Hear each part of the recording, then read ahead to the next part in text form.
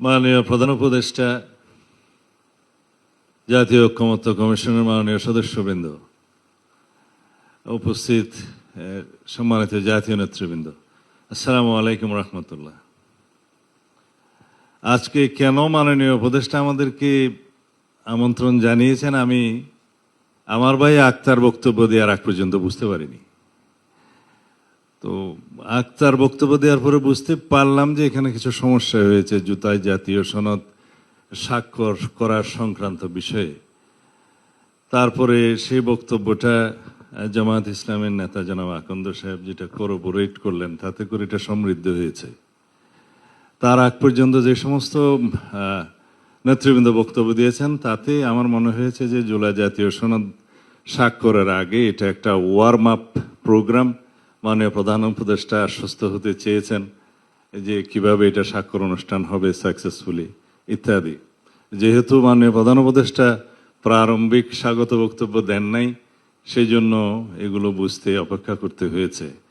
আশা করি আপনার বক্তব্যের মধ্য দিয়ে আমরা আরো বেশি আশ্বস্ত হব। তা আমার মনে হয়েছিল মাননীয় প্রধান উপদেষ্টা আপনি জাতিসংঘ সফরের সময় জনাব আক্তার হোসেনকেও সাথে নিয়ে গেছিলেন, তারা হয়তো অনেক কিছু বিষয়ে আপনার কাছ থেকে শিক্ষা পাবেন, আশ্বস্ত হবেন এবং আমরাও শেষে আশ্বস্ত হতে পারবো। কিন্তু এখন দেখতেছি যেই আমরা সারা রাত যা পড়লাম সকালবেলা ওটা আবার এটা রিপিটেশন, সেটা করা আমাদের মনে হয় উচিত হবে না।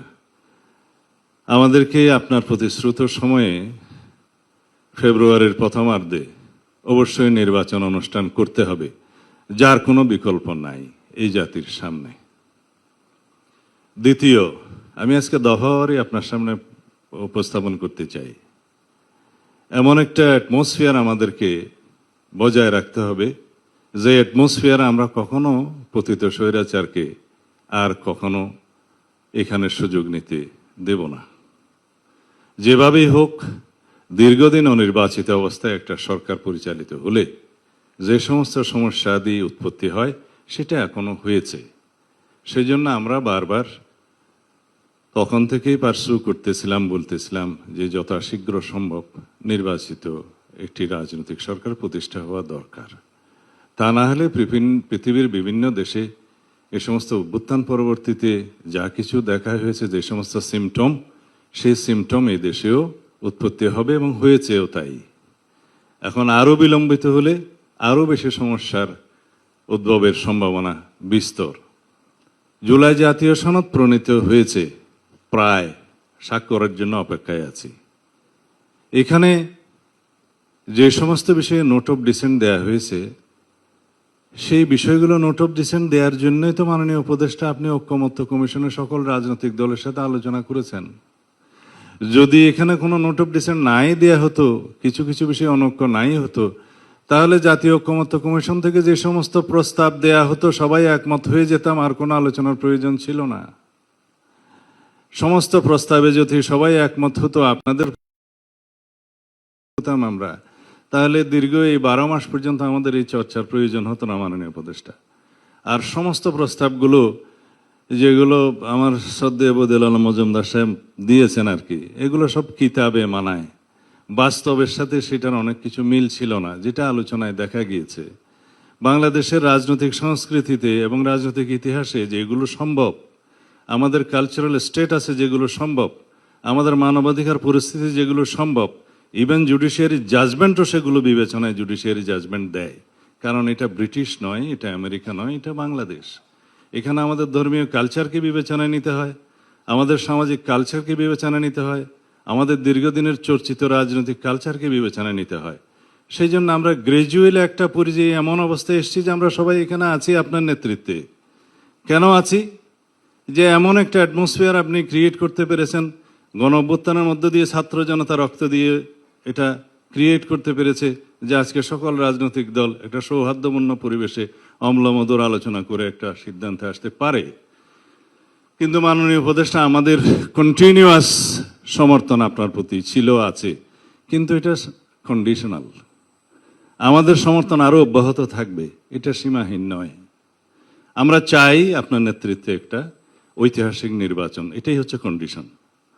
আপনার প্রতি আমাদের সীমাহীন সমর্থন নয়, আমাদের সীমারেখা আছে। আমরা গণতান্ত্রিক উত্তরণের জন্য এই সীমারেখার মধ্যে আপনাকে সমর্থন দিচ্ছি। আপনি দয়া করে এটা অনুধাবন করার চেষ্টা করবেন।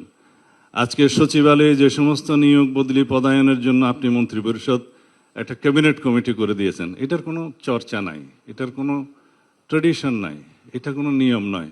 তারা যা করছে পদোন্নতি নিয়োগ বদলির মধ্যে, সেটা ওখানে একটা রাজত্ব সৃষ্টি হয়েছে, আপনি খোঁজ নেবেন। আমরা খুব অসন্তোষ প্রকাশ করছি। তাছাড়া অন্যান্য বিষয়ে যাতে বাংলাদেশের সকল অর্গানে ব্যালেন্স থাকে, সেটা আপনাকে চেষ্টা করতে হবে মাননীয় প্রধান উপদেষ্টা। আমরা চাই না প্রতিরক্ষা বাহিনীগুলোর মধ্যে কোনো রকমের ভারসাম্যহীনতা নষ্ট হোক। আমরা সেটা এফোর্ড করতে পারবো না এই মুহূর্তে। আমরা চাই আপনার সাথে প্রতিরক্ষা বাহিনীর সুসম্পর্ক বজায় থাকুক। রাষ্ট্রে একটা ব্যালেন্সড অবস্থা থাকতে হবে। আমরা নির্বাচনকে সামনে রেখে কোনো রকমের ঝুঁকির মধ্যে আমরা যেতে চাই না, যেতে পারবো না, সেটা আমরা এফোর্ড করতে পারবো না। পতিত স্বৈরাচার এবং তাদের দোসর একটি দেশ এই সুযোগ নেয়ার জন্য বসে থাকবে। সুতরাং আমাদেরকে একদম অতি বিপ্লবী হলেও চলবে না, আমাদেরকে বাস্তবতার নিরিখে আমাদের পদক্ষেপটা দিতে হবে। আমি যারা নোট অফ ডিসেন্টের বিষয়ে কথা বলছে তাদের উদ্দেশ্যে বলছি যে নোট অফ ডিসেন্ট যেগুলো দেওয়া হয়েছে, এগুলোর স্বাধীনতা তো আপনারাই দিয়েছেন আলাপ আলোচনার মধ্য দিয়ে, এবং এখানে আমরা একত্রিত হয়েছিলাম যে আমরা সবাই আলোচনা করব এভাবেই যে আমরা মাননীয় প্রধান উপদেষ্টা প্রথম দিন থেকে যেটা বলেছে যে রাজনৈতিক দল সমূহ যে সমস্ত বিষয়ে ঐক্যমত্য পোষণ করতে পারবে সেগুলো সংকলিত হয়ে সে একটা জাতীয় সনদ হবে, এবং এই জাতীয় সনদটা পরবর্তী নির্বাচিত পার্লামেন্টে বাস্তবায়িত হবে। তার আগ পর্যন্ত এই সরকারের হাতে যেগুলো করার ক্ষমতা থাকবে অর্ডিন্যান্স জারির মধ্য দিয়ে বা নির্বাহী আদেশের মধ্য দিয়ে, সেগুলো বাস্তবায়িত ইতিমধ্যেই হবে এবং হচ্ছে প্রতিনিয়ত। সুতরাং একটা সংসদ অতি অবশ্যই জরুরি সেগুলো বাস্তবায়নের জন্য। এখন কেউ বলছে এই সংসদকে কনস্টিটিউয়েন্ট পাওয়ার দিতে হবে, সেই জন্য অনেক কষ্ট করে একটা পদ্ধতি বের করেছে বহুদিনের ব্রেইন স্টর্মিং এর মধ্য দিয়ে। সেটা কি হতে পারে? সোভারেইন অথরিটির ডিরাইভ করবে সোভারেইন অথরিটি থেকে সেই কনস্টিটিউয়েন্ট পাওয়ার, কিন্তু সেই পার্লামেন্টকে আমরা কনস্টিটিউয়েন্ট অ্যাসেম্বলি বলছি না, সাধারণ জাতীয় সংসদ নির্বাচন হচ্ছে সেটা। কিন্তু পাওয়ারটা থাকতেছে যদি আমরা একই সাথে গণভোটের মধ্য দিয়ে কনস্টিটিউয়েন্ট পাওয়ার যারা দিতে পারে আর্টিকেল 7 অনুসারে সেই জনগণের, তারা রিপাবলিকের সর্বময় ক্ষমতার মালিক, তাদের পক্ষ থেকে যখন সেটা কনসেন্ট আসবে তখন সেটা কনস্টিটিউয়েন্ট পাওয়ার হচ্ছে, এবং সেই কনস্টিটিউয়েন্ট পাওয়ার অনুবলে আমরা সেগুলো করতে বাধ্য হব। যারা পার্লামেন্টে যাবে তাদের উপরে ইম্পোজ করা হচ্ছে, কেউ এদিক থেকে নড়তে পারবে না। হ্যাঁ, সেই পার্লামেন্ট তার বাইরেও অনেক অ্যামেন্ডমেন্ট নিতে পারবে রাজনৈতিক অঙ্গীকার অনুসারে, জনমতের ভিত্তিতে আলাপ আলোচনার মধ্যে দিয়ে, বাট এগুলো তাদেরকে অবশ্যই নিতে হবে। সেটা ওখানে হচ্ছে, এই প্রক্রিয়ায় আমরা গেলাম। এখন একটা জাতীয় সংসদ নির্বাচনের 4 মাস বাকি, তার মধ্যে 2 মাস আগে তফসিল ঘোষণা করতে হবে, তার আগে থাকে 1.5-2 মাস। সেই সময়ের মধ্যে আরেকটা বিশাল আয়োজন জাতীয় সংসদের মধ্যে আয়োজন করা মাননীয় উপদেষ্টা বাংলাদেশের প্রেক্ষিতে সেটা কতটুকু বাস্তবায়ন এবং ফলাফলে কি? সারা সমগ্র দেশের জনগণ সংস্কারের জন্য বসে আছে, সংস্কারের পক্ষে সমস্ত রাজনৈতিক দল, সংস্কারের পক্ষে, জাতি পক্ষে। এখানে নেগেটিভ ভোট কয়টা পড়বে হাতে গোনা যাবে, সবাই পজিটিভই দেবে। বাকি রইল নোট অফ কনসেন্টের জন্য। মাননীয় প্রধান উপদেষ্টা বলাই আছে যে সমস্ত রাজনৈতিক দল নির্বাচনী ইশতেহারে নোট অফ ডিসেন্টগুলো উল্লেখ করে জনগণের ম্যান্ডেট প্রাপ্ত হবে, তারা সেইভাবে নোট অফ ডিসেন্টগুলো বাস্তবায়ন করতে পারবে।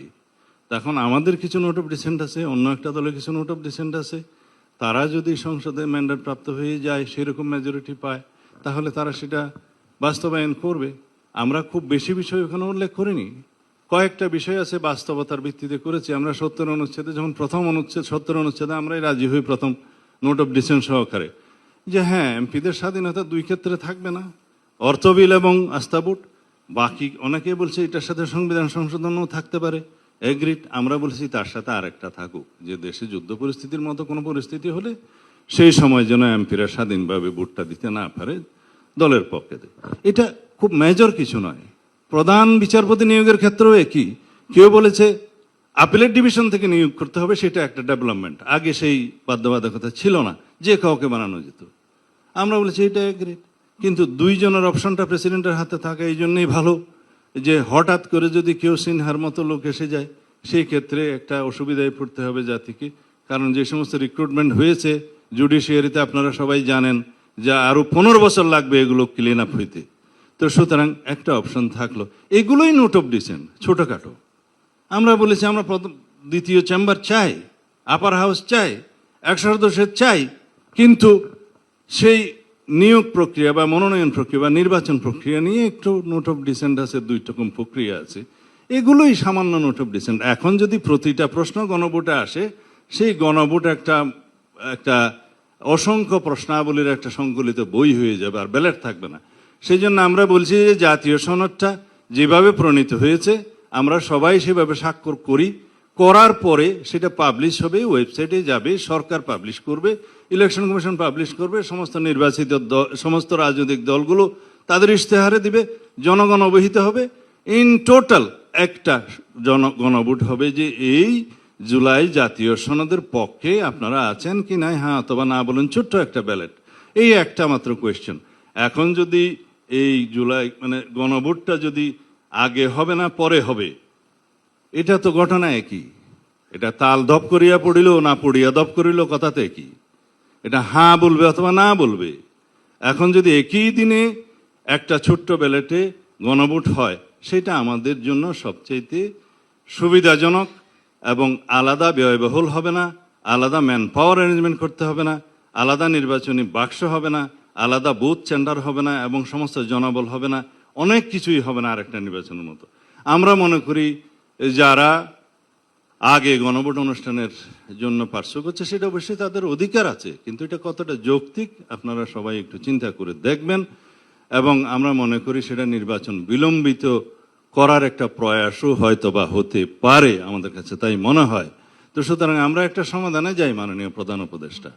আমরা আরো অনেক কিছু বিষয় এখানে বলতে পারতাম, কিন্তু আমি লিমিটেড থাকতে চাই। আজকে জুলাই জাতীয় সনদ স্বাক্ষরের অনুষ্ঠানকে কেন্দ্র করে আরো অনেক বিষয়ে বলতে চাইলেও আজকে বলবো না।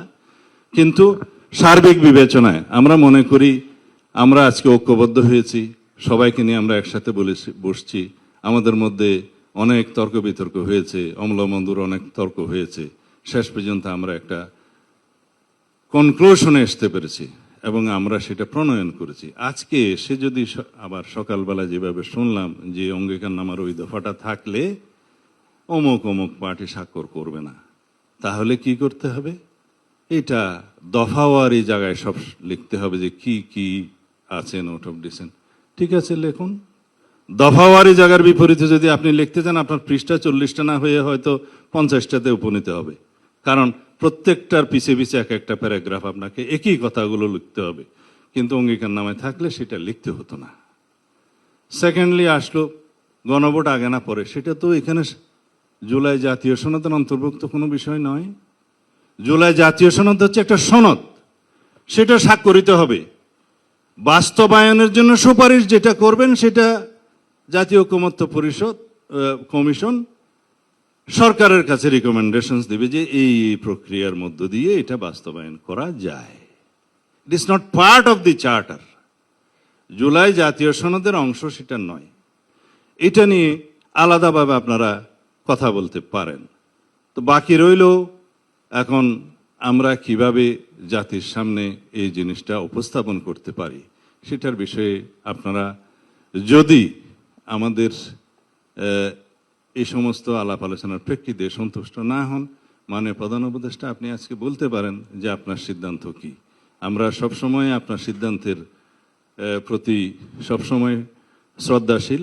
আশা করি আপনি জাতির ঐক্যের প্রতীক হিসাবে এবং বিশ্বের একজন বরেণ্য ব্যক্তিত্ব হিসাবে আপনি আপনার সিদ্ধান্তটা প্রকাশ করবেন।